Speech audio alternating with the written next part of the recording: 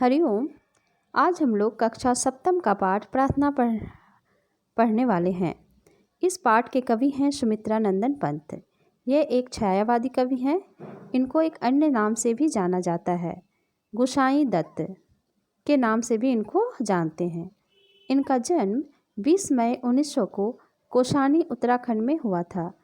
ये एक अध्यापक, लेखक और कवि हैं। इनकी मुख्य रचना वीणा, पल्लव, चिदंबरा, युगवाणी है। तो सबसे पहले हम लोग इस कविता का वाचन करेंगे, फिर इसके भावार्थ को समझेंगे। जग जीवन में जो चीर महान, सौंदर्यपूर्ण और सत्य प्राण, मैं उसका प्रेमी बनूं नाथ, जिसमें मानव हित हो समान। जिससे जीवन में मिले शक्ति, छूटे भय संशय अंधभक्ति, मैं वह प्रकाश बन सकूं नाथ, मिल जावे जिसमें अखिल व्यक्ति। दिशि दिशि में प्रेम प्रभा प्रसार, हर भेदभाव का अंधकार, मैं खोल सकूं चिर मूंदे नाथ, मानव के ओर के स्वर्ग द्वार। पाकर प्रभु तुमसे अमर दान, करके मानव का परित्राण, ला सकूं विश्व में एक बार, फिर से नव जीवन का विहान। यहाँ कवि कविता के माध्यम से हमें भय संशय अंधभक्ति से दूर रहकर मानव सेवा करने की प्रेरणा देते हैं। तो सबसे पहले हम लोग पहला पद्यांश लेंगे।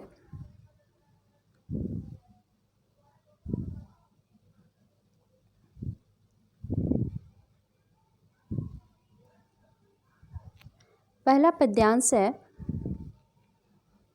जग जीवन में जो चीर महान, सौंदर्यपूर्ण और सत्य प्राण, मैं उसका प्रेमी बनूं नाथ, जिसमें मानव हित हो समान। यहाँ कवि ईश्वर से प्रार्थना करते हुए कहते हैं कि हे प्रभु, मैं उसका प्रेमी बनूं जो समान रूप से मनुष्य मात्र को कल्याण करने वाला हो, संसार रूपी जीवन में जो दीर्घ काल तक रहने वाला हो, श्रेष्ठ सौंदर्य से परिपूर्ण और हृदय में सत्य धारण करने वाला हूँ। अर्थात कवि यहाँ कहना चाहते हैं कि हे ईश्वर से मैं प्रार्थना करता हूँ कि मैं उस मनुष्य का प्रेमी बन सकूँ जो हमेशा अपने हृदय में सत्य का वास रखता हो, जो हमेशा सत्य बोलता हो और हमेशा मनुष्य की सेवा करता हो। मनुष्य ही नहीं, पूरे संसार में जितने भी जीव जंतु हैं सबका वो सेवा करता हो। ऐसे व्यक्ति का मैं प्रेमी बनना चाहूँगा। दूसरे पद्यांश में है, जिससे जीवन में मिले शक्ति, छूटे भय संशय अंधभक्ति, मैं वह प्रकाश बन सकूं नाथ, मिल जावे जिसमें अखिल व्यक्ति। यहाँ कवि ईश्वर से प्रार्थना करते हैं कि हे प्रभु, मैं वह प्रकाश बन सकूं जिसमें संपूर्ण प्राणी समाहित हो जाए, जिससे जीवन में शक्ति प्राप्त हो तथा भय शक संदेह एवं बिना सोच विचार और अंधविश्वास के किसी के प्रति निष्ठा रखने की भावना का निवारण हो सके।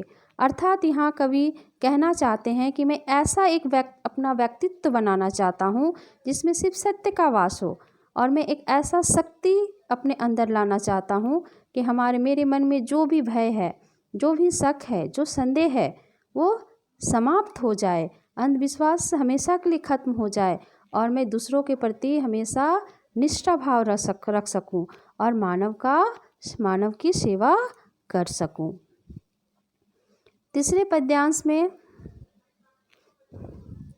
कहते हैं कवि, पाकर प्रभु तुमसे अमर दान, करने मानव का परित्राण, ला सकूं विश्व में एक बार, फिर से नवजीवन का विहान।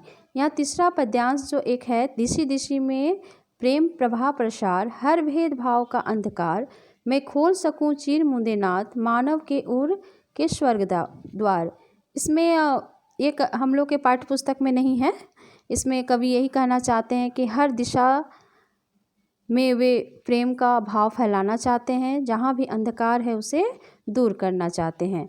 और हमारे पाठ्य पुस्तक में तीसरे पद्यांश के रूप में ये पद्यांश दिया हुआ है, पाकर प्रभु तुमसे अमर दान, करने मानव का परित्राण, ला सकूं विश्व में एक बार फिर से नवजीवन का विहान। यहाँ कवि प्रभु से विनती करते हैं, निवेदन करते हैं कि हे प्रभु, तुझसे संसार के मनुष्य मात्र की पूर्ण रक्षा करने का अमर दान प्राप्त कर मैं कृतज्ञ हूँ।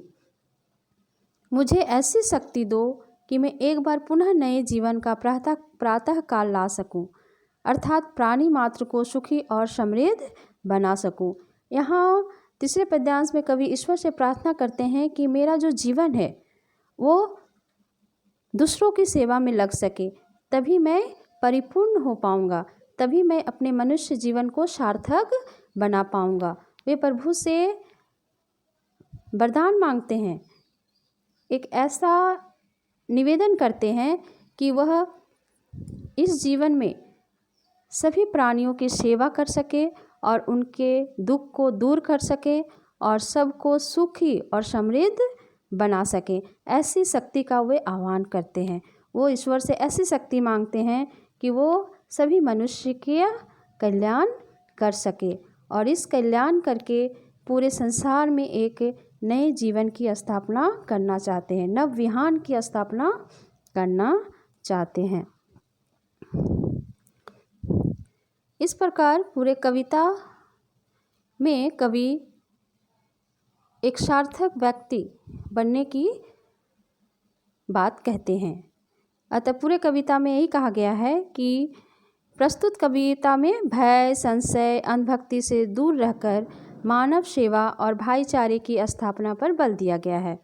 कवि ईश्वर से प्रार्थना करता है कि मुझे ऐसी शक्ति प्रदान करो जिसे मैं लोक कल्याण करके अपना जीवन सार्थक कर सकूं, यानी कि पूरा जीवन अपना सार्थक बना सकूं। कैसे?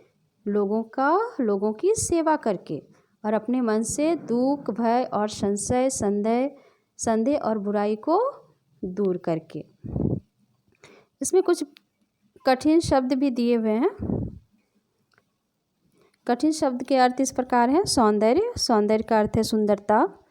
चीर, चीर का अर्थ है सदा रहने वाला। जग, संसार। संशय, शक। परित्राण, पूर्ण रक्षा। और विहान यानी सवेरा। इसमें प्रश्न दिए गए हैं, 5 प्रश्न। पहला प्रश्न है, इस कविता के रचयिता कौन है? तो हम लोग आसानी से बता सकते हैं कि इस कविता के रचयिता सुमित्रा नंदन पंत हैं। दूसरा प्रश्न है, कवि किसका प्रेमी बनना चाहता है? तो यहाँ पर इसका उत्तर होगा, कवि उसका प्रेमी बनना चाहता है जो बिना भेदभाव किए मानव की सेवा करता है और हमेशा अपने हृदय में सत्य को धारण करता है। फिर मैं एक बार बोल देती हूँ, कवि उसका प्रेमी बनना चाहता है जो बिना भेदभाव किए मानव की सेवा करता है और हमेशा अपने हृदय में सत्य को धारण करता है। तीसरा प्रश्न है, कवि कैसा प्रकाश बनने की कामना करता है? कवि ऐसा प्रकाश बनने की कामना करता है जिससे कि जीवन में शक्ति मिले, उसे शक्ति मिले और भय, संदेह और अंधविश्वास से वो दूर हो जाए। वह ऐसा प्रकाश बनना चाहता है कि अपने मन से भय, दुख, संदेह को दूर करके मानव की सेवा कर सके। चौथा प्रश्न है, कवि नए जीवन का सवेरा किस प्रकार ला सकता है? तो यहाँ पर इसका उत्तर होगा, कवि नया जीवन का सवेरा इस प्रकार ला सकता है, सभी प्राणियों को सुखी और समृद्ध बनाकर, सभी मनुष्य के मन से भय, संदेह और अंधविश्वास को दूर कर और अपने जीवन को सार्थक बनाकर। पांचवा प्रश्न है, इस कविता से हमें क्या शिक्षा मिलती है? तो यहाँ पर हम लोग लिखेंगे, इस कविता से हमें लोक कल्याण करके, फिर से मैं बोल रही हूँ, इस कविता से हमें यह शिक्षा मिलती है कि हमें लोक कल्याण करके अपना जीवन सार्थक बनाना चाहिए, यानी मानव की सेवा करनी चाहिए। मुझे आशा है कि आपको यह पाठ समझ में आ गया होगा। धन्यवाद।